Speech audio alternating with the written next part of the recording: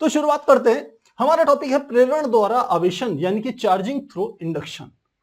पहली बात कि आखिर आवेशन होता क्या है। आवेशन का अर्थ होता है कि कोई भी जो वस्तु है, सामान्यतः कोई भी वस्तु जो होती है वह उदासीन होती है, अर्थात उस पर कुल आवेश जो होता है वो होता है शून्य। अब हम उसको आवेशित करना चाह रहे हैं, अर्थात उस पर आवेश लाना चाह रहे हैं। अब आवेश दो प्रकार का होता है, हम जानते हैं, या तो वो वस्तु धनावेशित हो सकती है या वो वस्तु ऋण आवेशित हो सकती है। ये दो तरीके हैं। तो पहली बात तो हमें यह समझना है कि आवेशन क्या है। आवेशन का अर्थ है कि किसी वस्तु को उसकी उदासीन अवस्था से उसको आवेशित करना, अर्थात उस पर जो आवेश शून्य है उसको हमने क्या करना है, या तो धनात्मक बनाना है या ऋणात्मक बनाना है। इस प्रक्रिया को हम आवेशन की प्रक्रिया कहते हैं। तो पहले परिभाषा लिख लेते हैं जिससे आपके नोट्स भी अच्छे से तैयार हो जाए। तो लिखते हैं,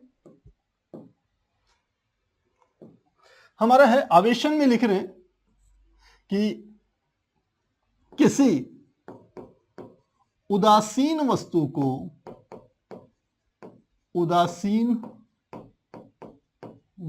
को धनावेशित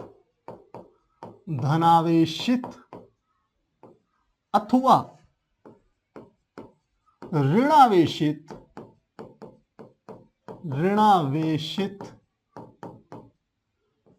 करने की प्रक्रिया ही आवेशन कहलाती है। यहां पे लिख लेते हैं, आवेशन कहलाती है। तो मुझे लगता है इतनी बात से आप समझ गए होंगे कि आखिर आवेशन क्या है।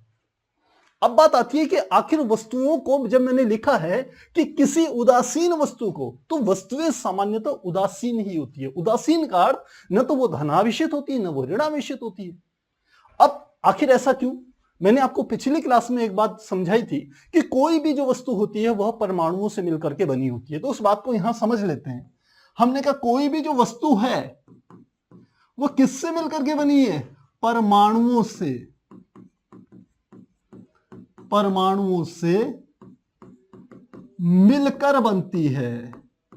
मिलकर बनती है।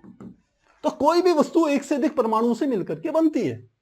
आप कह सकते हैं वहां हम अणु भी कह सकते हैं, अणुओं से मिलकर के बनती है, लेकिन बात वही है क्योंकि अणु भी अल्टीमेटली किससे मिलकर के बनते हैं? परमाणुओं से मिलकर के बनते हैं। और परमाणु के बारे में मैंने आपको बताया था। मान लेते हैं हम एक सोडियम ले लेते हैं, मान लेते हैं तत्व सोडियम की चर्चा करते हैं हम। तो सोडियम का आप जानते हैं परमाणु क्रमांक जो होता है वो होता है 11। परमाणु क्रमांक आपने क्लास 10th केमिस्ट्री में डिटेल में पढ़ा होगा, क्लास 11th में भी पढ़ा होगा कि किसी भी परमाणु के नाभिक में उपस्थित जो प्रोटॉनों की संख्या होती है उसी को हम उसका परमाणु क्रमांक कहते हैं। और यह प्रोटॉनों की संख्या उसकी बाह्य कक्षाओं में उपस्थित इलेक्ट्रॉनों की संख्या के बराबर होती है यदि परमाणु अपनी सामान्य अवस्था में है। तो हमने कहा सोडियम का परमाणु क्रमांक है 11। इसका अर्थ क्या हुआ कि ये उसका नाभिक यदि मैं बना लूं तो इसका अर्थ है इसमें प्रोटॉन कितने हो गए? प्रोटॉन हो गए 11। तो प्रोटॉनों की संख्या 11 होगी, साथ में क्या होंगे? यहां पर न्यूट्रॉन्स भी होंगे। तो न्यूट्रॉन्स की अभी हम बात नहीं कर रहे हैं, हम तो आवेशन क्रिया की बात कर रहे हैं। तो हमने कहा यह हमारा था नाभिक और इसके चारों तरफ कुछ कक्षाएं थी। पहली कक्षा, दूसरी कक्षा, ऐसी यह तीसरी कक्षा। तो हमने कहा सोडियम का परमाणु क्रमांक 11 है, इलेक्ट्रॉनिक विन्यास कितना होगा? इलेक्ट्रॉनिक विन्यास आप जानते हो कि नाभिक के चारों तरफ की ये जो व्हाइट लाइंस, सफेद लाइंस मैंने बनाई हैं, यह कक्षाओं को निरूपित करती हैं। और इन कक्षाओं में किस कक्षा में कितने इलेक्ट्रॉन होंगे, इसी बात को हम कहते हैं इलेक्ट्रॉनिक विन्यास। तो सोडियम के 11 हमारे पास परमाणु क्रमांक है, यानी कि इसका इलेक्ट्रॉनिक विन्यास जो होता है वो होता है 2 8 1। इसका अर्थ है कि इसके पहली कक्षा में, इस पहली कक्षा में इलेक्ट्रॉनों की संख्या है 2, पहली यहां दूसरी यहां। फिर अगली कक्षा में कितने हैं? पहले में 2 हमने बना दिए, दूसरे में 8, यानी कि कितने हो गए? 1 2 3 4 5 6 7 8। तो दूसरी कक्षा में 8 इलेक्ट्रॉन बना दिए। अब तीसरी कक्षा में कितने इलेक्ट्रॉन है? केवल एक। तो ये जो तीसरी कक्षा आ गई, नाभिक से बढ़ते हुए बाहर की तरफ चलें, तो ये हमारी पहली कक्षा, ये दूसरी, ये तीसरी कक्षा, ये पहली है, ये दूसरी है और ये वाली तीसरी कक्षा है। तो तीसरी कक्षा में कितने इलेक्ट्रॉन? एक इलेक्ट्रॉन। तो टोटल कितने इलेक्ट्रॉन हो गए? परमाणु में बात कर रहे हैं हम, तो लिखते हैं यहां पर परमाणु में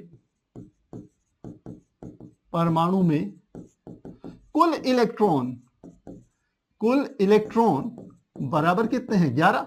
और परमाणु में कुल प्रोटॉन वह भी कितने हैं? 11। इलेक्ट्रॉन पे कितना आवेश होता है?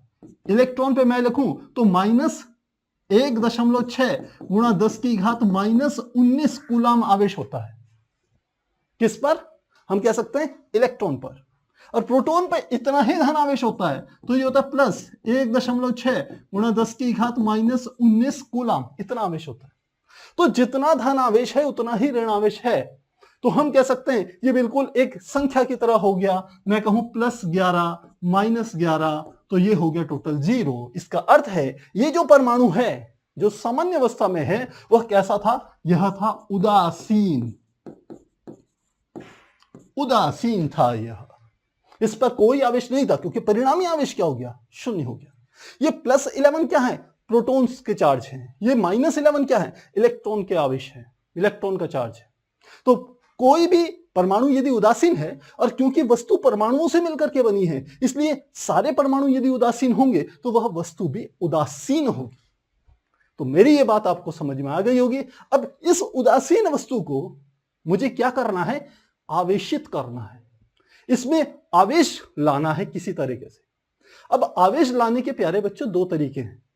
पहला तो ये, कहीं से आप इसको इलेक्ट्रॉन दे दें। यदि इस परमाणु को कहीं से इलेक्ट्रॉन दे देंगे तो क्या हो जाएगा? इलेक्ट्रॉन पे ऋण आवेश होता है, ये ऋण आवेशित हो जाएगा। मेरी बात समझ में आ रही होगी, क्योंकि प्रोटॉन कितने हैं यहां पर? 11। यदि आप एक इलेक्ट्रॉन इसको दे दें तो इलेक्ट्रॉन कितने हो जाएंगे इसके? 12। तो ये परमाणु क्या हो जाएगा? एक ऋणावेश इसमें अतिरिक्त हो जाएगा, तो टोटल परमाणु ऋणावेशित हो जाएगा। और उसका तरीका क्या है कि आप बाहर से एक इलेक्ट्रॉन इसको दे दीजिए, पहला तरीका। दूसरा, इसको यदि हम ऋणावेश की बजाय धनावेश बनाना चाहें, तो कुछ बच्चों के दिमाग में आ रहा होगा कि सर, जैसे हम इलेक्ट्रॉन दे रहे हैं वैसे ही बाहर से इसको एक प्रोटॉन दे दें, तो प्रोटॉनों की संख्या हो जाएगी 12, इलेक्ट्रॉनों की संख्या हो जाएगी 11, प्रोटॉन पे धन आवेश है तो ये परमाणु धनावेशित हो जाएगा।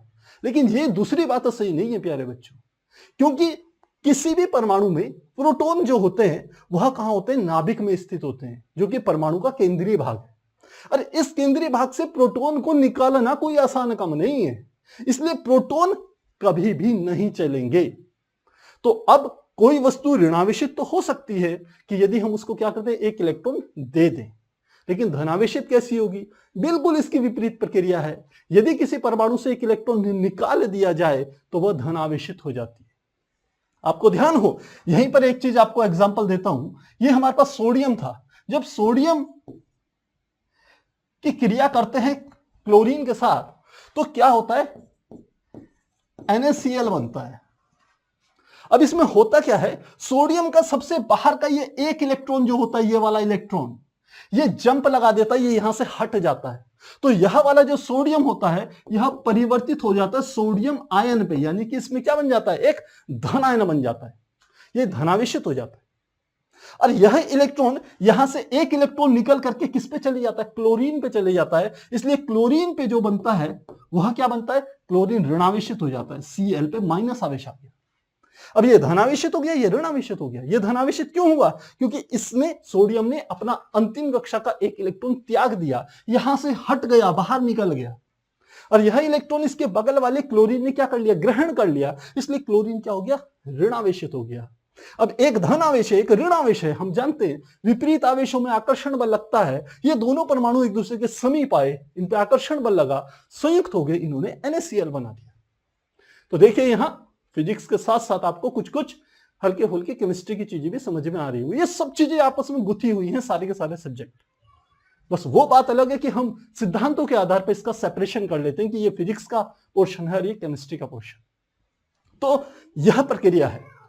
अब हमने परिभाषा दी थी कि किसी उदासीन वस्तु को धनावेशित अथवा ऋणावेशित करने की प्रक्रिया को आवेशन कहा जाता है। तो धनावेशित कैसे करेंगे, यहीं पर मैं लिख रहा हूं कि यदि आपको धनावेशित करना है वस्तु को, तो वो क्या होगा, वस्तु इलेक्ट्रॉन का त्याग करेगी। क्या कहा मैंने, वस्तु इलेक्ट्रॉन का त्याग करेगी। और वस्तु का अर्थ, वस्तु के अंदर उपस्थित जो परमाणु है वो इलेक्ट्रॉन यदि छोड़ दें और वो इलेक्ट्रॉन वस्तु से बाहर चले जाएं तो वस्तु कैसी बन जाएगी, धनावेशित बन जाएगी। ठीक इसी प्रकार से यदि वस्तु को आपको बनाना है ऋणावेशित, तो क्या करना पड़ेगा प्यारे बच्चों, वस्तु को कहीं से अतिरिक्त इलेक्ट्रॉन मिल जाए, यानी कि वस्तु इलेक्ट्रॉनों को ग्रहण करे। तो लिखते हैं वस्तु इलेक्ट्रॉनों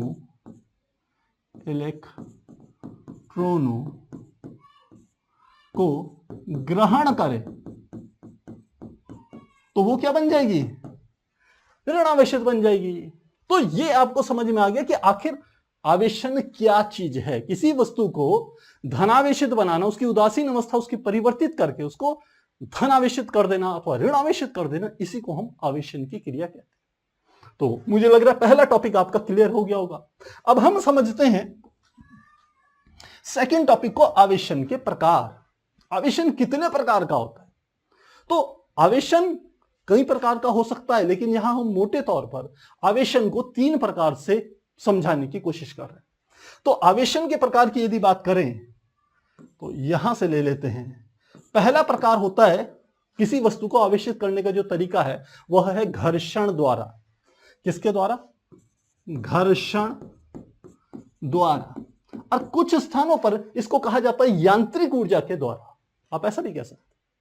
अब घर्षण द्वारा किसी वस्तु को कैसे आवेशित करते हैं, आपने यदि इस सीरीज को स्टार्टिंग से देखा होगा तो पहले वीडियोस में इस चैप्टर की शुरुआत ही इस बात से हुई थी कि जब किसी कांच की छड़ को किसी रेशम के कपड़े के साथ रगड़ा जाता है, रब किया जाता है, तो क्या होता है कि जो कांच की छड़ होती है उसमें हल्की हल्की वस्तुओं को अपनी ओर आकर्षित करने का गुण आ जाता है। तो वहां पर क्या हुआ था, कांच की छड़ से इलेक्ट्रॉन ट्रांसफर हुए थे, किसमें, रेशम के कपड़े में। तो वहां क्या थी, एक आवेशन की प्रक्रिया थी जिसमें कांच की छड़ जो पहले उदासीन थी रगड़ने से पहले, और कपड़ा वह भी उदासीन था, रगड़ने के पश्चात कांच की छड़ धनावेशित हो जाती है, रेशम का कपड़ा ऋणावेशित हो जाता है। तो यह जो प्रक्रिया होती है इसे हम कहते हैं घर्षण द्वारा। तो मुझे लग रहा है ये बात समझ में आ गई होगी। दूसरी प्रक्रिया होती है आवेशन करने की, जिसे हम कहते हैं चालन द्वारा। चालन द्वारा। अब आप कहेंगे सर चालन द्वारा कैसे होगा, यदि मेरे पास कोई एक निरावेशित वस्तु है या उदासीन वस्तु है और उसके संपर्क में, उसके कंडक्टर के संपर्क में मैं कोई एक आवेशित वस्तु रख दूं, तो क्या होगा, अभी आपको बता रहा हूं। यहां पर एग्जाम्पल दे लेते हैं, एग्जाम्पल में देते हैं, ये कोई मेरे पास एक वस्तु थी जो कि कैसे थी, उदासीन थी। इसको मैंने किसी एक तार से जोड़ दिया दूसरी वस्तु पर, जिस वस्तु पे कैसा था, हमने कहा ऋण आवेश था, यानी कि इसमें खूब सारे इलेक्ट्रॉन्स थे। ऋणावेश का मतलब इलेक्ट्रॉन्स थे, ये कैसी थी, ऋणावेशित थी। तो जब इनको एक तार से, एक कंडक्टर वायर से आपस में जोड़ते हैं तो ये इलेक्ट्रॉन्स यहां से निकल के इधर की ओर चलना शुरू कर देंगे, यानी कि इलेक्ट्रॉन्स इधर की ओर गति करेंगे, जिससे यह जो वस्तु थी जो कि उदासीन थी प्रारंभ में, इस पर कुछ अतिरिक्त इलेक्ट्रॉन आ जाएंगे, और अतिरिक्त इलेक्ट्रॉन आ जाएंगे तो यह भी क्या हो जाएगी, कुछ समय पश्चात ऋणावेशित हो जाएगी। और यह जो सिद्धांत है यह आपने देखा होगा जब हमने स्वर्ण पत्र विद्युतदर्शी आपको समझाया था, तो स्वर्ण की जो 2 पत्तियां जो होती है वह इसी प्रक्रिया के द्वारा, चालन के द्वारा वह आवेशित होती है, और पत्तियां क्या होती है, जैसे जैसे आवेश बढ़ता है वो एक दूसरे से दूर हटती जाती है। तो यह बात हमने आपको समझाई थी। तो यह जो दूसरा तरीका है यह हमारा होता है जिसको हम कहते हैं चालन द्वारा, और जो तीसरा तरीका है आवेशन का उसको हम कहते हैं, जिसको हम कहते हैं प्रेरण द्वारा। प्रेरण द्वारा। और इसी को अब हमने क्या करना है, समझना है। तो प्रेरण क्या चीज हुई, प्रेरण का अर्थ होता है कि किसी वस्तु को बिना स्पर्श किए हुए, क्योंकि इसमें भी क्या हुआ, स्पर्श हुआ है, घर्षण करा, दोनों वस्तुओं को आपस में रगड़ा, तो एक वस्तु को दूसरी वस्तु से स्पर्श करवाया, इसमें भी स्पर्श हुआ, इसमें भी स्पर्श हुआ। इस उदासीन वस्तु को हमने एक आवेशित वस्तु से, जो कि ऋणावेशित थी, उससे एक चालक तार के द्वारा क्या करा, जोड़ा है, यानी कि यहां पर भी स्पर्श हुआ है। तो ये दोनों प्रक्रियाओं में हम वस्तु को स्पर्श कर रहे हैं।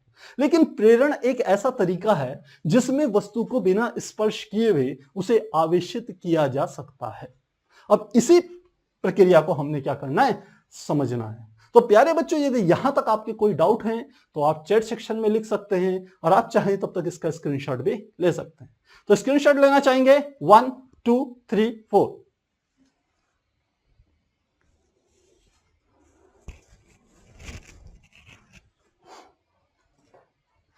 प्यारे बच्चों, यदि आपको ये सीरीज पसंद आ रही है तो आपका सिर्फ एक ही काम है, इसे लाइक कीजिए और मैक्सिमम शेयर कीजिए।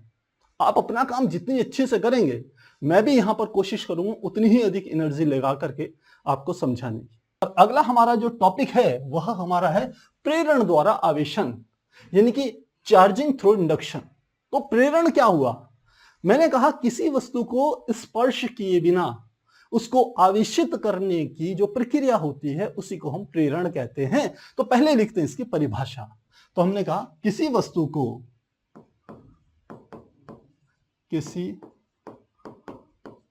को स्पर्श किए बिना आवेशित करने की प्रक्रिया ही प्रेरण कहलाती है।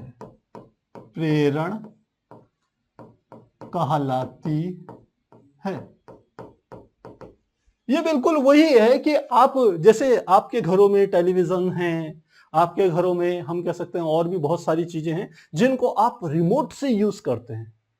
तो आप क्या हो, उस टीवी के मान लो चैनल चेंज करने हैं तो आप जाकर के टीवी के बटन नहीं दबा रहे हो चैनल बदलने के लिए, आप केवल रिमोट का यूज कर रहे हो और वहीं से वो टीवी प्रभावित हो रहा है और उसके चैनल बदल रहे हैं।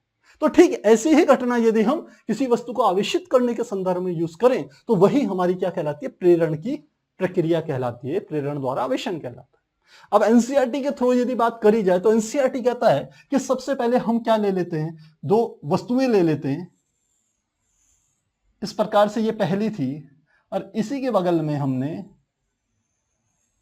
ये दूसरी रख दी, इन दोनों को स्टैंडों में रख दिया है।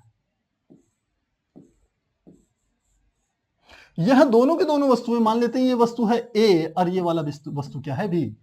यह दोनों की दोनों क्या थी, उदासीन थी प्रारंभ में, इसमें भी कोई आवेश नहीं था, इसमें भी कोई आवेश नहीं था, यानी कि नेट आवेश नहीं था। इसके अंदर इलेक्ट्रॉन प्रोटॉन तो होंगे ही ना प्यारे बच्चों, क्योंकि ये कोई भी वस्तु हो बनेगी तो परमाणुओं से मिलकर के, तो इलेक्ट्रॉन प्रोटॉन तो होंगे, लेकिन इलेक्ट्रॉन प्रोटॉन का हम कह सकते हैं संख्या एक दूसरे के बराबर होगी, तो कुल परिणामी आवेश, नेट आवेश जिसे हम कहते हैं, वह क्या होगा, शून्य होगा। तो हमने कहा यह दोनों के दोनों हमारे क्या हो गए, उदासीन हो गए। अब हमने क्या करा, यह दोनों एक दूसरे से स्पर्श कर रहे थे, इस बात को आप जरूर ध्यान रखिएगा। तो अब हमने क्या करा, इसके समीप में एक आवेशित छड़ ले आए। मान लेते हैं मैं इस प्रकार से एक आवेशित छड़ ले आया। अब ये आवेशित छड़ धनावेशित भी हो सकती है और यह ऋणावेशित भी हो सकती है।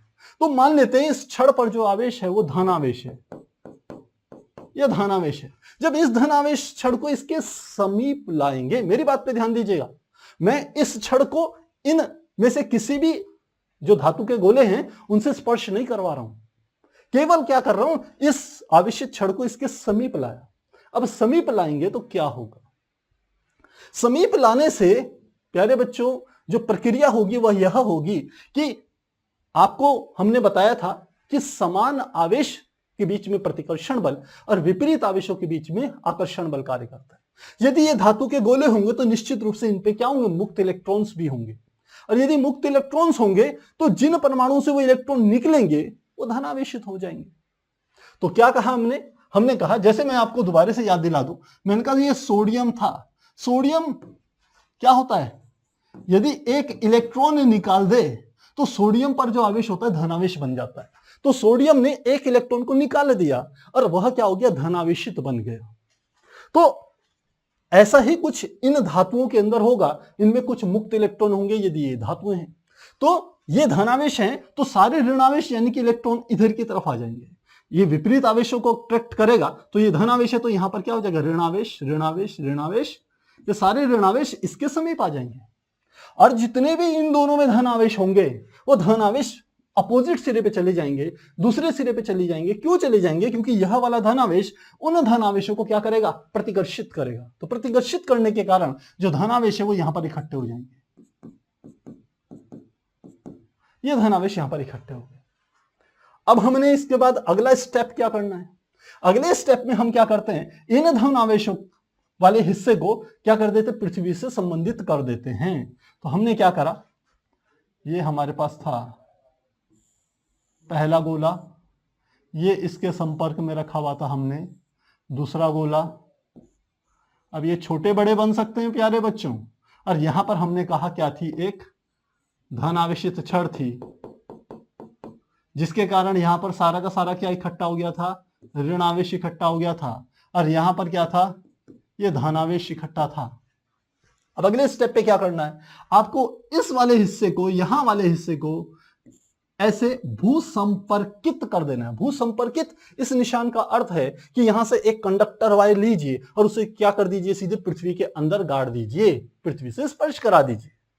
पृथ्वी की एक खास बात है कि वो धनावेशों को भी बड़े अच्छे से हम कह सकते हैं अपने अंदर रख सकता है, और ऋणावेशों को भी अपने अंदर रख सकता है, क्योंकि उसकी धारिता, उसकी कैपेसिटी बहुत ज्यादा है। तो जब ऐसा करते हैं तो ये धनावेश है। धनावेश का अर्थ है, जैसे मैंने यहां पर आपको समझाया था कि कोई भी परमाणु अपना एक इलेक्ट्रॉन त्यागेगा तो वो धनावेशित बन जाएगा। तो जब ये धनावेशित थे तो यहां से कुछ इलेक्ट्रॉन निकले, पृथ्वी से कुछ इलेक्ट्रॉन्स निकले, और वो आकर के यहां पर जितने भी धनावेश थे उन धनावेशों पर क्या क्या एक एक इलेक्ट्रॉन मिलते चले गए, या एक एक दो दो तीन तीन, जैसी जिसकी आवश्यकता थी उतने इलेक्ट्रॉन पृथ्वी ने उनको दे दी। जब इलेक्ट्रॉन दे दिए तो ये सारा का सारा धनावेश यहां से कैंसिल हो जाता है। तो सारा का सारा धनावेश जब यहां से कैंसिल हो जाएगा तो इसी को हम इस रूप में लिख सकते हैं। अब क्या हुआ, जब धनावेश कैंसिल होगा और इस छड़ को यहां से हटाएंगे तो क्या होगा, यहां पर बना रहे हैं, ये सारा का सारा ऋणावेश यहां पर था, और यहां पर ये दूसरा गोला था, इसका सारा का सारा धनावेश कहां चले गया, पृथ्वी में चले गया। या आप उल्टा कह सकते हैं, इलेक्ट्रॉनों ने आकर के इसके धनावेश को क्या कर दिया, निरस्त कर दिया। यह विपरीत प्रक्रिया है। सोडियम का हमारे पास क्या था, हम कह सकते हैं आयन था, धनायन था, उसको एक इलेक्ट्रॉन यदि मैं दे दूं तो यह प्रक्रिया बिल्कुल उल्टी हो जाएगी। इसको यदि कहीं से एक इलेक्ट्रॉन मिल जाए आयन को तो यह सोडियम परमाणु में परिवर्तित हो जाएगा, जो कि उदासीन है। यही प्रक्रिया यहां पर। तो अब इस पे कुछ भी नहीं रहा, तो अब ये वाला ऋणावेश क्या होगा, पूरा का पूरा फैल जाएगा, क्योंकि सारा धनावेश तो यहां से हट गया। और अभी क्या थी, इसके समीप में कोई एक हम कह सकते हैं वही छड़ थी जिस पर कि कैसा था, धनावेश था। अब इस छड़ को हटा लीजिए, इस दूसरे गोले को भी चाहे हटा लीजिए, तो अब ये वाला जो गोला जिसको हमने स्टार्टिंग में क्या नाम दिया था, ए नाम दिया था, आपको ध्यान हो, ये ए था, ये बी था, ये ए, ये बी था, ये ए, ये वाला क्या था, बी था। अब बी को भी हटा दीजिए, इस छड़ को भी हटा दीजिए, तो हमारे पास ये वाला गोला कैसा बन जाएगा, ऐसे बनेगा। ये इसका स्टैंड हो गया जो कि विद्युत रोधी है, और इस पर कैसा आवेश आएगा, ऋण आवेश आ जाएगा, जो कि इसके पृष्ठ पर फैल जाएगा। तो इस प्रकार से हमने एक उदासीन धातु के गोले को आवेशित कर दिया, और उसके लिए हमने जो ये प्रक्रिया यूज करी, इसी प्रक्रिया को हम नाम देते हैं प्रेरण। परिभाषा क्या थी कि किसी वस्तु को स्पर्श किए बिना आवेशित करने की जो प्रक्रिया होती है वही हमारी क्या कहलाती है, प्रेरण कहलाती है। तो प्यारे बच्चों, क्या ये चीज क्लियर है? अब चलते हैं आगे। अब हमारा आता है एनसीईआरटी का पहला एग्जाम्पल। आप किसी धातु के गोले को स्पर्श किए बिना कैसे धनावेशित कर सकते हैं? तो हमें किसी धातु के गोले को क्या करना है, धनावेशित बनाना है। तो बिल्कुल पहले की तरह प्रक्रिया यूज करनी है। सबसे पहले आपने क्या करना है, एक इस प्रकार से हमने एक ग्लोब ले लिया, एक धातु का गोला ले लिया। इस धातु के गोले यदि उदासीन है तो इस पर धनावेश भी होंगे, ये धनावेश भी होंगे इस पर, और इस पर क्या होंगे, ऋणावेश भी होंगे। सॉरी, ये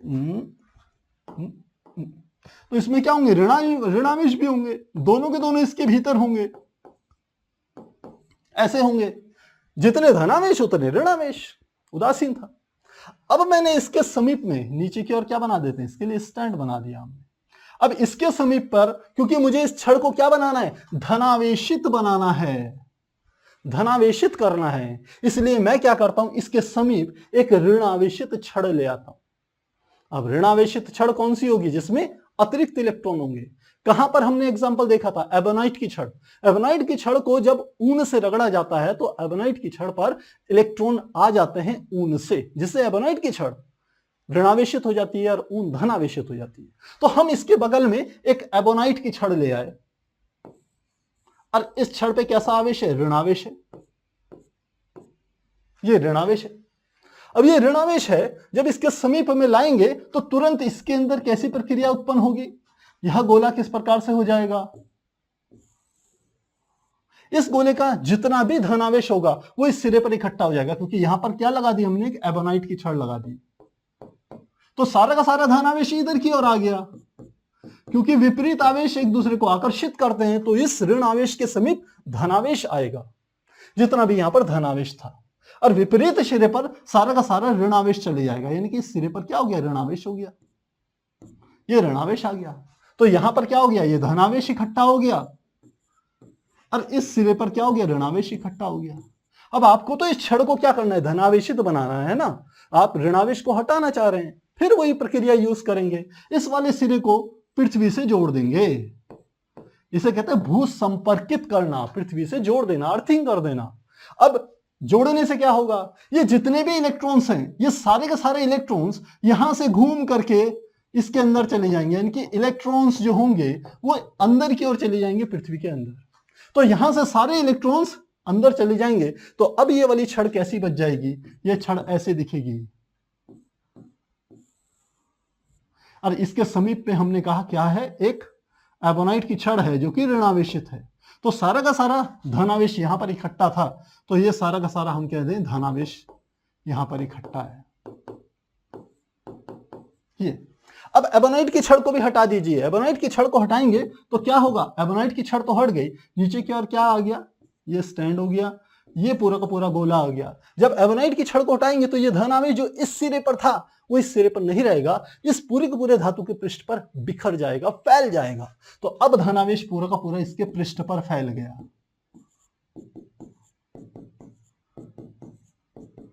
और अब हमारे पास ये जो धातु का गोला हो गया, ये क्या हो गया, धनावेशित हो गया। ये कैसा बन गया, धनावेशित।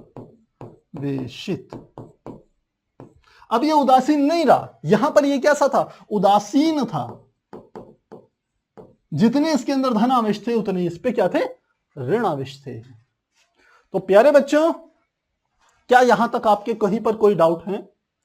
एनसीईआरटी की हमारी कोशिश रहेगी कि आपको जितने भी, क्योंकि पिछली जो हमने सीरीज बना रखी है वहां एनसीईआरटी के हमने कोई भी एग्जांपल को सॉल्व नहीं कराया, लेकिन इस सीरीज में हमारी कोशिश रहेगी एनसीईआरटी के सारे एग्जांपल, क्योंकि पॉइंट टू पॉइंट एनसीईआरटी करा रहे हैं, तो साथ में उसके बीच में जैसे जैसे न्यूमेरिकल आते जाएंगे, एग्जांपल्स आते जाएंगे, हम उनको सॉल्व कराते रहेंगे, जिससे आपको परेशानी ना हो किसी भी रूप से। तो प्यारे बच्चों, क्या कहीं पर कोई आपके दिक्कत है, कहीं पर कोई आपके डाउट है, तो आप चैट सेक्शन में लिख सकते हैं, और आप चाहें तो इसका स्क्रीनशॉट भी ले सकते हैं। तो स्क्रीनशॉट लेना चाहेंगे 1 2 3 4।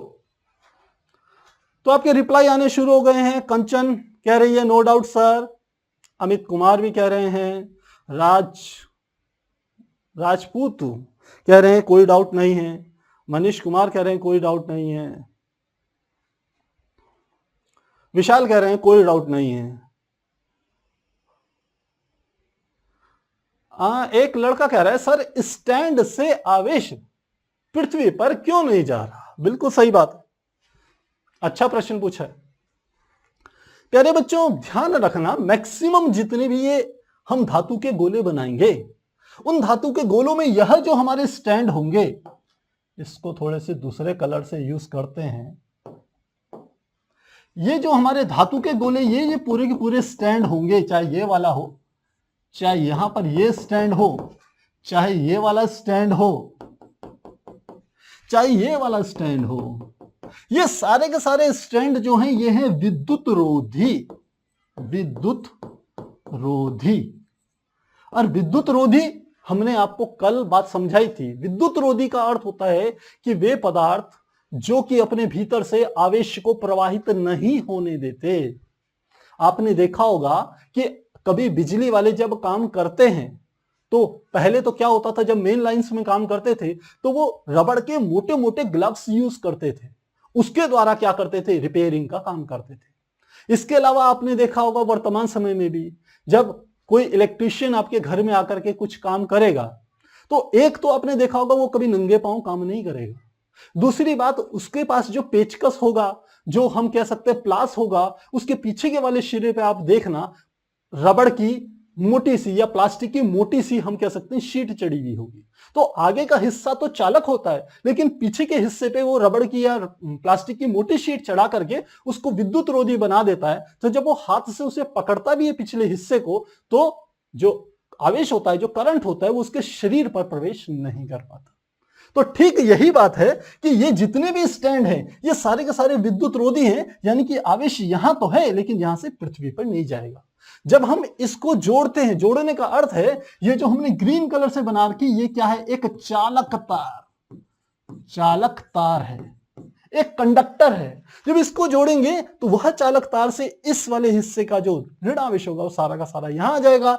ये धन आवेश इसलिए नहीं जाएगा पृथ्वी में क्योंकि इस धन आवेश को किसने पकड़ के रखा हुआ है, ये जो छड़ है बगल में वह उसको क्या कर रही है, धन आवेश को पकड़ के रखी हुई है, वो नहीं छोड़ने वाली उस धन आवेश को, इसलिए ये धन आवेश नहीं जाएगा। जो किसी से बंधा हुआ नहीं है वह वाला आवेश कहां हो जाएगा, पृथ्वी पर ट्रांसफर हो जाएगा। तो मुझे लगता है ये बात समझ में आ गई होगी। अब ब्रिजेश लोग कह रहे हैं सर सारे इलेक्ट्रॉन कहां गए, अरे कौन, यही वाले इलेक्ट्रॉन तो बता रहे हैं बेटा कि यहां से ये इलेक्ट्रॉन कहां चले गए, पृथ्वी में चले गए। कुछ बच्चे बीच बीच में हम कह सकते हैं चैटिंग में थोड़ा ध्यान देते हैं तो इसलिए वो शायद उनके कुछ पॉइंट्स मिस हो जाते हैं। ये इलेक्ट्रॉन सारे के सारे पृथ्वी में चले गए क्योंकि हमने कहा पृथ्वी एक ऐसा हम कह सकते हैं तत्व है जो कि जिसके अंदर बहुत अधिक धारिता है। धारिता मतलब आवेश को ग्रहण करने की क्षमता, उसके अंदर बहुत सारे इलेक्ट्रॉनों की रखने की क्षमता है। तो बहुत सारे इलेक्ट्रॉन अंदर थे, कुछ और आ गए इसके अंदर तो कोई फर्क नहीं। वही समुद्र की बात है, बहुत सारा पानी है, आप उसमें 10 बाल्टी पानी और डाल दो कोई फर्क नहीं पड़ने वाला उसको। बिल्कुल वही बात है पृथ्वी के साथ आवेश के संदर्भ में। तो प्यारे बच्चों, यदि सीरीज पसंद आ रही है तो प्लीज इसे लाइक कीजिए, मैक्सिमम शेयर कीजिए, ये बिल्कुल फ्री ऑफ कॉस्ट है। कोशिश, एक स्टूडेंट कह रहा था कि सर खत्म कब होगी, अरे बच्चों अभी तो शुरुआत ही हुई है। आप कहोगे तो मैं तो 2 महीने में खत्म कर दूंगा, 1 महीने में खत्म कर दूंगा, लेकिन कितना समझ में आएगा, कैसे समझ में आएगा, फिर ये बात नहीं कर सकते। तो जब मैं आपको समय दे रहा हूं तो आप भी समय दीजिए और कोशिश कीजिए इसको शेयर करने की, इसको लाइक करने की, जिससे हमको भी कुछ एनर्जी मिले। तो फिर आज के लिए इतना ही, मिलते हैं अगली क्लास में, तब तक के लिए गुड बाय।